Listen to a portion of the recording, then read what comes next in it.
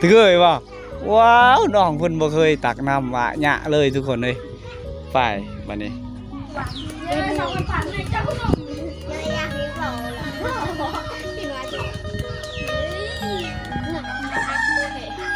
กันเด้อ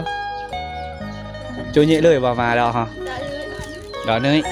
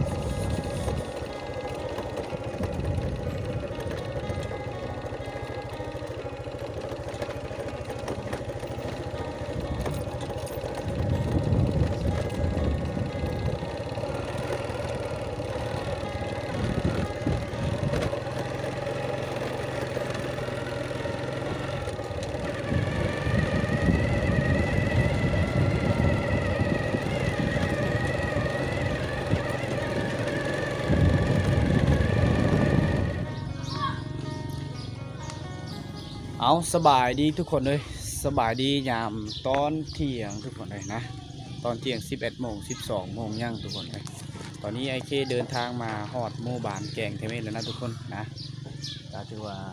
หลายมื้อหลายวันบ่ได้มาบ้านนี้ทุกคนเลยนะวิดีโอนี้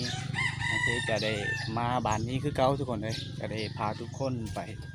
ฮับส้มหรือว่าไปเที่ยวส้มวิถีชีวิตอยู่ในหมู่บ้านกับเจ้านี่แหละทุกคนเลยนะโดนไอเคจะมาเท่านึงทุกคนเลยไปได้ซ้ำไอเคไปนะทุกคนเลยมอเตอร์ไซค์กับบ่ได้สมบูรณ์บ่ได้อะไรอย่างนะก็เลยไปแบบมาทางนี้เขตนี้ไอเคไปได้ก็เลยไปพาทุกคนไปเบิ้งแบบลายๆเลยยาวๆเลยทุกคนเลยประมาณนั้นแหละไปอะยะเลยตอนนี้ผู้สาวนะบ่ค่อยจะมีเลี้ยวไปทางใดกับบ่ค่อยจะเห็นผู้สาวทุกคนเลยไป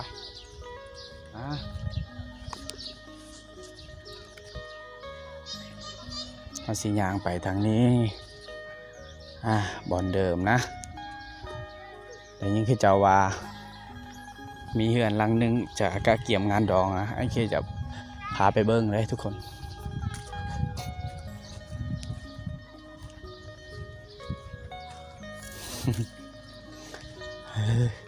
มีอ่ะกลวง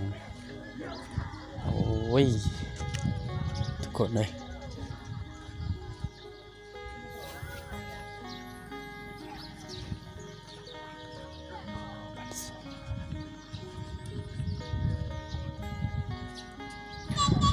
มันน่าจะแมนเฮือนหลังนี่แหละทุกคนเลยนะไปจะพาทุกคนไปเบิ่งนะว่าเขาเจ้ากะเกี่ยมเฮ็ดอย่างแน่ทุกคนเลยบ้า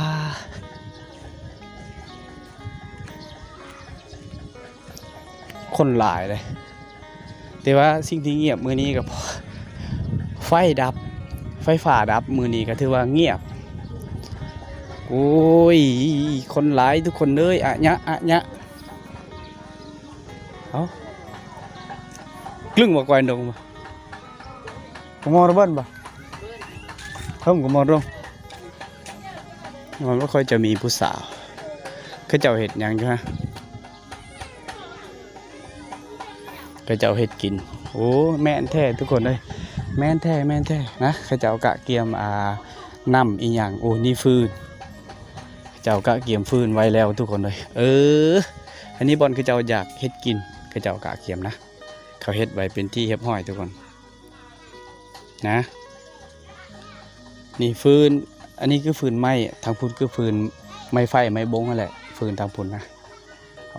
าไว้เฝ้างัวเฝ้าควายได้ทุกคนเลยอันนี้คือน้ำ3 กระพุ้ยนำทุกคนเลยแม่นแต่ว่าอยู่เฮือนเขาเจ้านี่คนอาจจะบ่หลายปานใดนะผู้สาวก็บ่ค่อยจะมีหลายทุกคนนะนำมาด่านโครงการแต่ว่าเขาเจ้าเอาลงใดจุ่มทุกคนเลยซูมง่ายอยู่เอาง่ายอยู่ทุกคนเฮือนหลังนี้เขาจะกะเกี่ยมงานดองได้ทุกคนเลยโอ้ย คนบ่หลายคนบ่หลายทุกคนเลย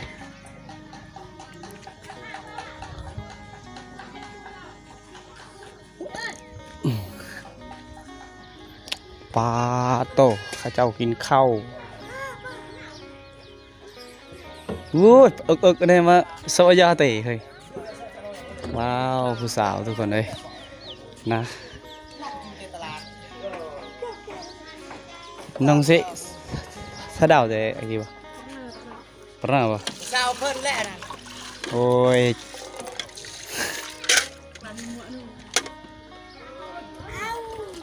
งามแท้เมื่อกี้อ้อก็ต้องเปล่าไหมเป็นห้าดาว5 ดาวก็จะตักน้ำนะ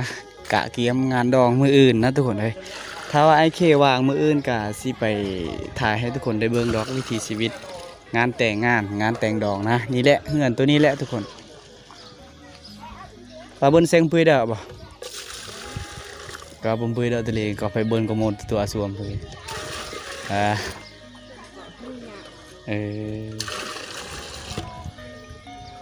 ง่ายไปอาการกระยัดเจะนี่แหละนำเขาเจ้าอยู่ติดกับเฮือนอยู่ใกล้ๆกับเฮือนสบายที่สุดเลยทุกคนเลยกับการตักน้ำนี่ง่ายหอยเชื่อๆต่โอ้ยบ่ฮอด10 นาทีซ้ำน้องเพิ่นตักเอาน้ำนะทุกคนถ้าว่าสิลงฮอตเซ่ก็ต้องโอ้ยเป็นชั่วโมงทีก็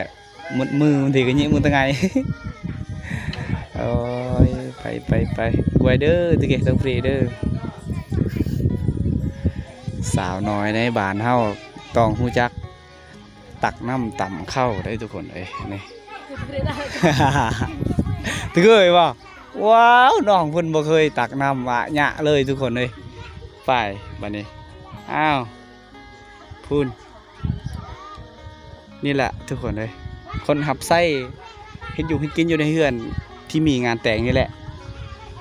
สำหรับหมู่บ้านนี้ก็คือกันกับหมู่บ้านไอเคนะเขาจะได้เอาผู้สาวได้ทุกคนเลยนะเอาทุกคนเลยไอเคได้ย่างออกจากจุดนั้นแล้วนะทุกคนเมื่อกี้ไอเคได้อยู่จุดนั้นทุกคนเลยแต่ว่าตอนนี้ได้ย่างออกจากจุดนั้นนะก็ถือว่าสิข้ามไปฟังพุ่นก็ต้องมีห้วยอีกหมู่บ้านเขาเจ้านี่มีห้วยหลายเลยทุกคนเลยหลายที่สุดเลยนี่มันก็คือจุดนี้ก็ยังมีห้วยนะทุกคนสังเกตนะห้วยท่านี้เขาจะอัดแล้วมันจะเป็นน้ำมีน้ำทุกคนเลยว้าวคือว่าห้วยลายเถอะนะแล้วอีกทางพุ่นตอนไอเคที่เคยถ่ายให้ทุกคนได้เบิ่งก็คือยุพุ่นนะทุกคนก็มีห้วยทุกคนเลยสีย่างไปสีย่างขึ้นอยู่นี่ย่างผ่านจุดเฮือนที่มีงานแต่งนะผมเบื่อเดาทะเลไปผมเบื่อเดาทะเลว่าสีลงอาบน้ำเสทุกคนเลย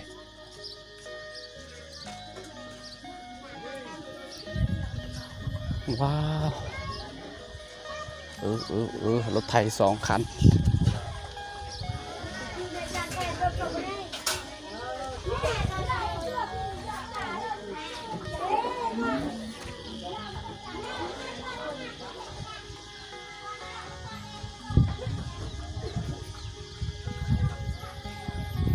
ต้องเลยย่างขึ้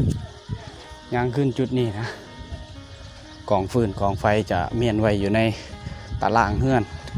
หรือว่าตารางเฮือนครัวเฮือนเฮ็ดอยู่เฮ็ดกินอะไรทุกคน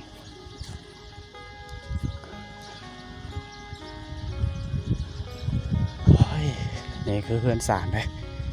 นี่ก็เฮือนอีกหลังนึงนะพระเจ้ายังอยู่อาศัยอยู่ในนี่แหละทุกคน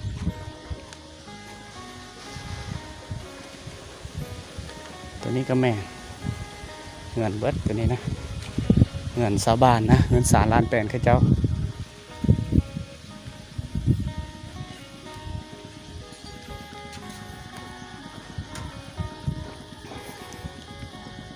โอ้ทางพุ่นจะแม่นห้านขาที่ไอเคเคยสื่อนั้นนะทุกคนแต่ตอนนี้น่าสิไปห้านขาตัวนั้นเฮ้ย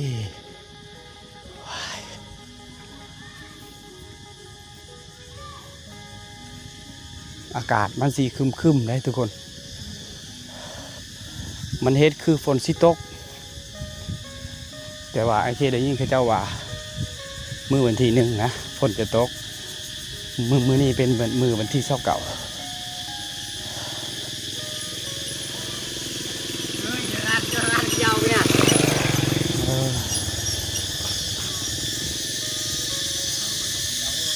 29thôi chú tới lẹ này rồi mò tới lẹ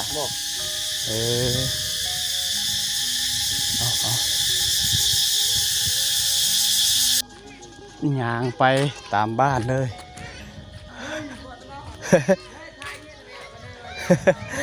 โอ้ยว้าวมีอะไรนี่ว้าวอ่ะเนี่ยทุกคนถ้าว่าอยู่ฮานคามีผู้สาวไอเคซีเข้าให้ทุกคนได้เบิกนะแต่ถ้าว่าบ่ได้มีผู้สาวก็บ่ได้เข้านะมีแต่ฮานคาแต่ว่าบ่เห็นผู้สาวก็เลยบ่เข้าทุกคนนะ ทุกคนเลยนะจุดนี้ก็ไอเคเคยได้มาถ่ายให้ทุกคนได้เบิ่งอยู่นะจุดนี้ทุกคนเดี๋ยวก็สิเข้าไปฮานคาจุดนั้นโอ้ยทุกคนเลย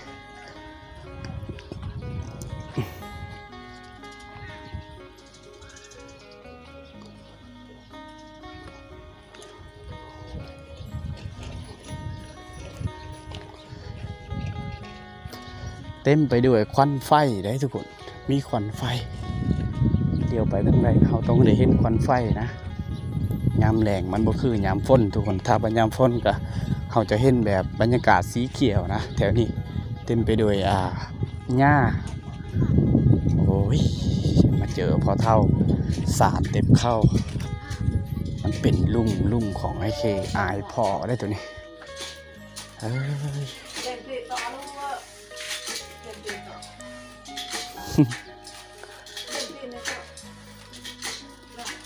เพิ่นหูหนวกนะฮะไปไหนบริจาค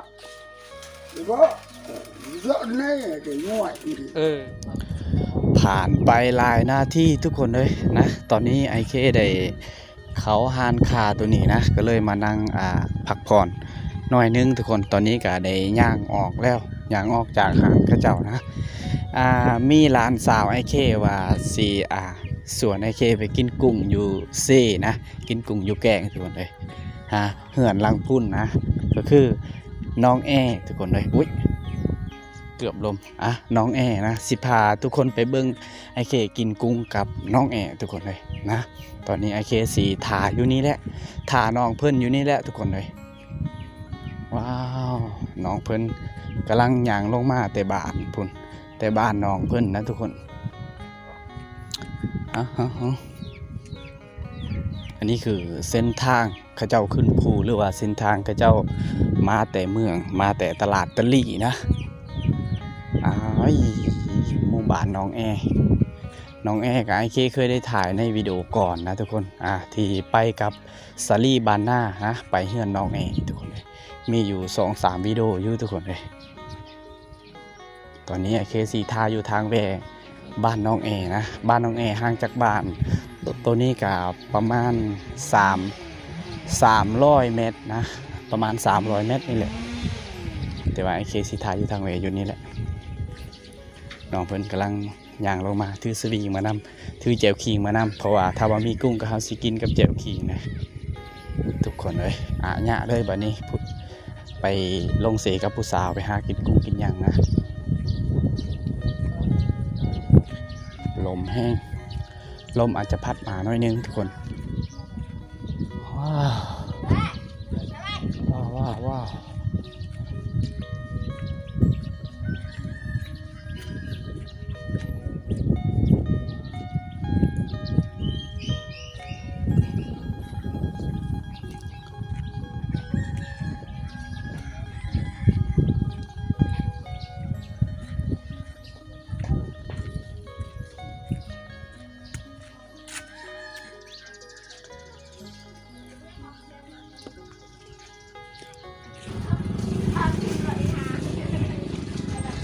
Avó beli aqui. Bah, avó beli aqui.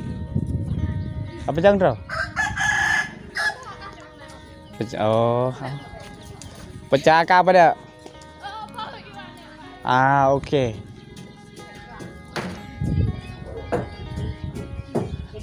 โคตรตึงมากใส่แว่นงามหลายบ่เตะกมออะญะน้องๆเพิ่นกำลังเฮ็ดหมักบุ้งเจ้าสิกินตำหมักบุ้งเอาบนจูบวีลินจูบทานได้วีเนี่ยแม่นว้าว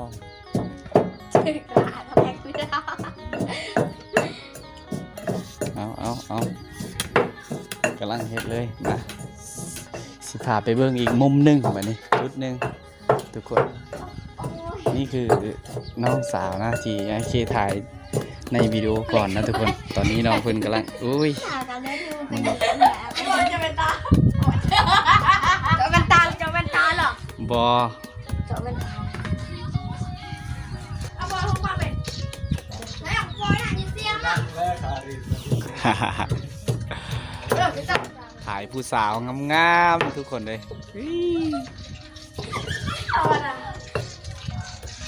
สิไปหากินกุ้งลงเสเลยแฮะแซงปุตเลไงล่ะแต่แฮะแซงปุตเลก็จะโอเคดีชอบเจ้าเดินอาไซเดินเตียวเดินเป็งนัวบอยกลอกเจ้ามันตัวจ้าชมเราเชิญมาว้าวเนี่ยได้ว้าวเต้นประทายก่อนชัวร์พอชัวร์ชนัวนี่โอ้เดี๋ยวแป๊บหนึ่งอีกเอาไว้เลยเมื่อกี้ไว้เลยแล้วก็ไปดังดีกาเนี่ยอ้าวไปเอาไปเนี่ยไปคือเอาเราเนี่ยให้อาชีพการตำมังคุงก็ต้องใช้เวลาคือกันเลยตอนนี้กรอใช้เวลา2 ชั่วโมงเพื่อสิได้กินทุกคนเอ้ยอะยะผู้สาวน้อยบ่เรียนมอนเลยเรียนม.5 บ่ม.8 สาวม.8 เมื่อยม.8 เราไปเอาเปลจึงไว้เมื่อกี้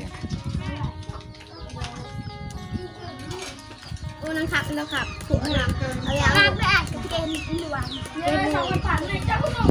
เลยอยากเรียกเราหรอกินมาจริงหน่อยตาเอาไหนเบอร์เตะเลยทายกระไรเนี่ยกับผู้วินให้เบอร์เอาขึ้นยืดไปนี่อันนี้เองไปผสมจีนกับกลาวเนาะตอนนี้กำลังผสมแจ่วอยู่ผสมปลาแดกมังนาวครบสุดผู้สาวน้อยเฮ็ดแสบคักอันนี้ก็สาวน้อยเดี๋ยวลายมันก็เพราะเราจะไปเช็ดก็คือเอาหวังเอ๊ะก็เล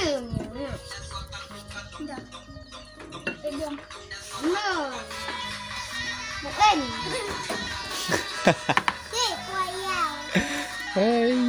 แต่แกก็ตะเมียงปืนมันเจ๊หงด้วยเจ๊หงไปเจ๊แมงหงเจ้าก็งานดอกจังช่วยอุ่นนูนlà cha kia hả mang lên mang hung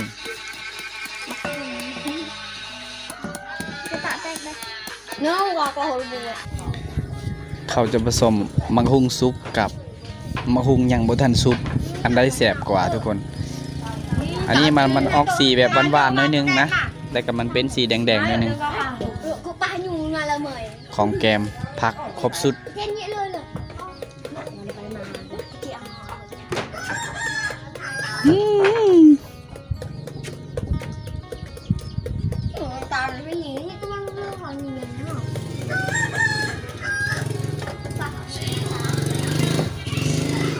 ยังอยู่นี่นะถ้ากินตามบังฮุงสาวน้อยเฮ็ดทุกคนเลยโอ้ยลองมึงเด้อ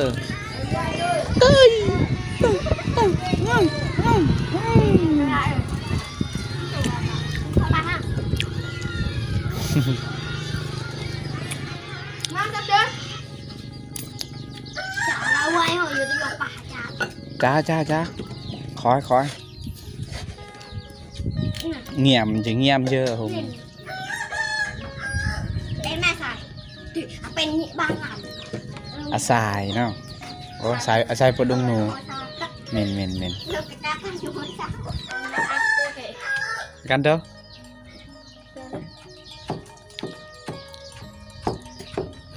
โอ้ยกระเดงแอมไม่ได้เป็นตาแสบโอ้ยหอมเป็นตาแสบเลยทุกคนขาแต่น้ำตาลนะ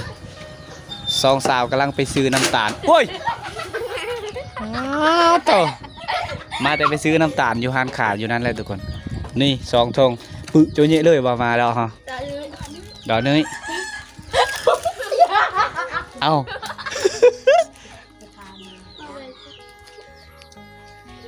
เดี๋ยวมาผอมเราตกแล้วไม่ยัง เจ้าแซงตลอดเตะห้องก็ตกอะงะก็ตก เนี่ยจ้าติ ไพ่ว่าจาติ ลำจ้า ระแปะตาปุง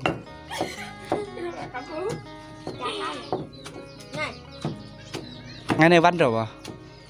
ตอนเช้า วันเดียววันเสาร์วันทีนเดียว วันที่29หนูพักโรงเรียนวันเสาร์เนาะวันอาทิตย์วันจันทร์มือโรงเรียนละผมก็ มาชิม ซีมเบิ้งเอาไปอยากซีมคือกันได้ตอนนี้คือเจ้าซีมแล้ว ฝากล้วยเดินนัวเกลือดำกลับไปเจอจับเลยน้ำตาลช่วยเดิมเนี่ย อ๋อวิยาจ้าติ จับไปเลยห่างเนี่ยให้ห่าง อาเวนูมาสาย เนี่ยเจ้าช่วยนั้น ปึเจาะเดอะยิงมูกับผู้อีเทน้ำลงไปตอนนี้กำลังพล่นให้อา เกาะมันจะตาเนี่ยจะ เฮ้ยสาวงามบานป่าแสงตะวันอุ่น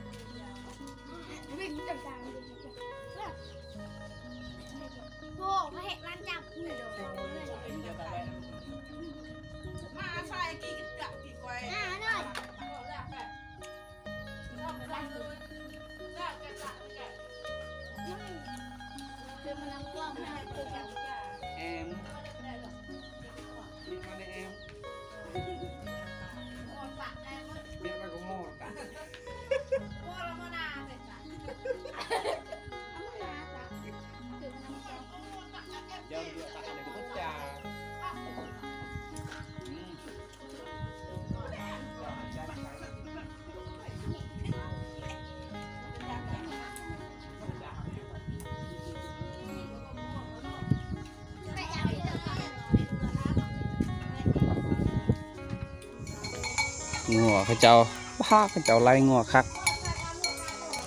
เอาทุกคนเลยผ่านไป1 นาที2 นาทีนะเมื่อกี้ไอเคเดนั่งกินเมี่ยงกับน้องเพิ่นน้องๆเพิ่นนะเขาเจ้าฮะกะมาแต่ห้องเฮียนเขาเจ้ามาแต่ห้องเฮียนชนเผ่าอยู่เมือง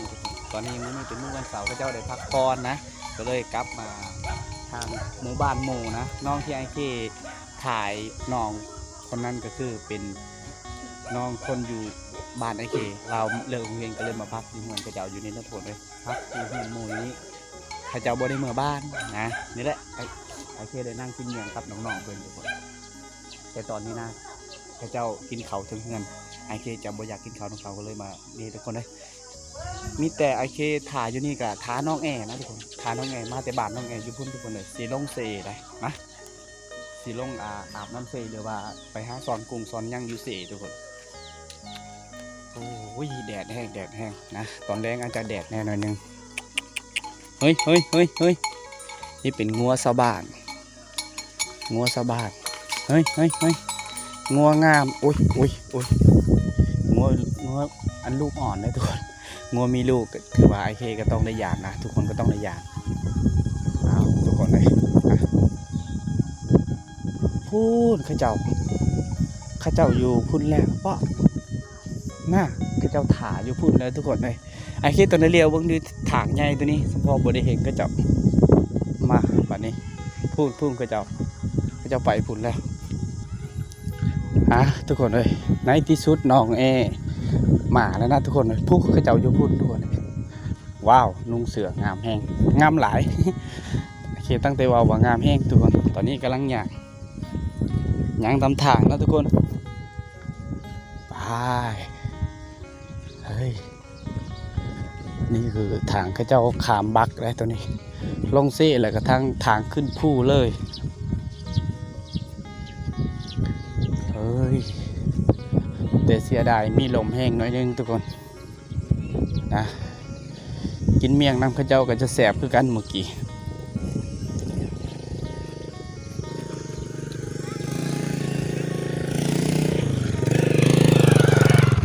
รถจักรเขาขึ้นแต่อาบน้ำ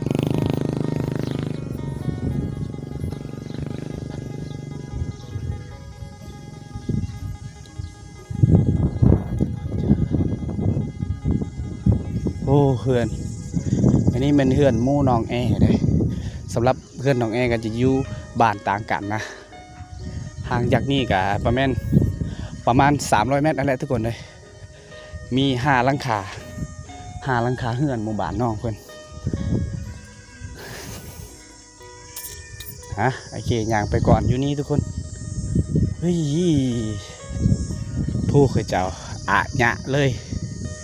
ทุกคนเลยเขาเจ้าถือแจวถืออย่างไร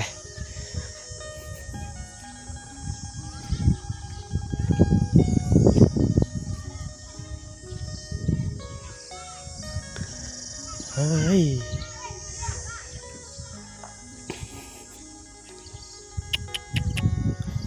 แดดมือนี้เงินสั่งเขาเจ้าก็บ่ได้ธรรมดาได้ทุกคน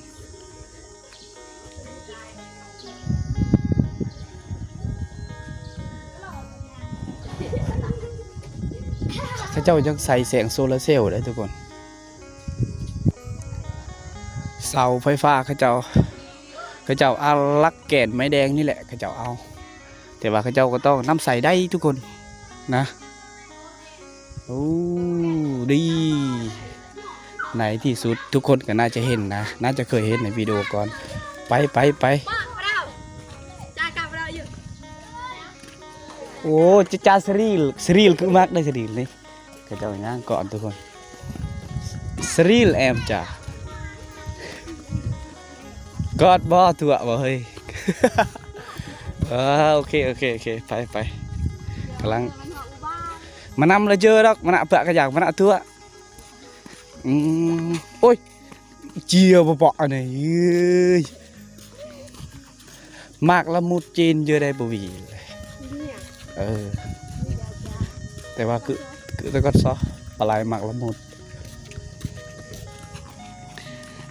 ตอนนี้สองสาวกำลังย่างไปก่อนทุกคนเลยนะไอเคขอย้ำนะทุกคนสองสาวนี่นะไอเคมาสุดก่อนกับซารี่บานหน้านะก็โว้ยว้าวว้าวว้าวโว้ยตึงมาก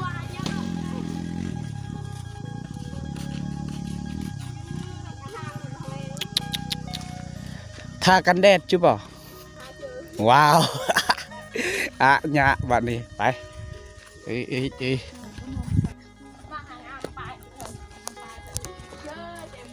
เอาทุกคนเลยตอนนี้ก็กำลังย่างลงเซ่นะย่างลงเซ่เลยตอนนี้ทุกคนเลยได้สองสาวได้พาไปกินนะพาไปกินกุ้งพี่เจ้าว่าปลานะ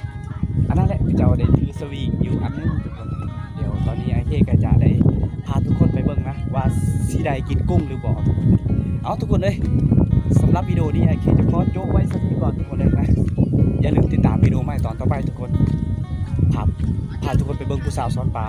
อย่าลืมติดตามวิดีโอใหม่ตอนต่อไปบ๊ายบาย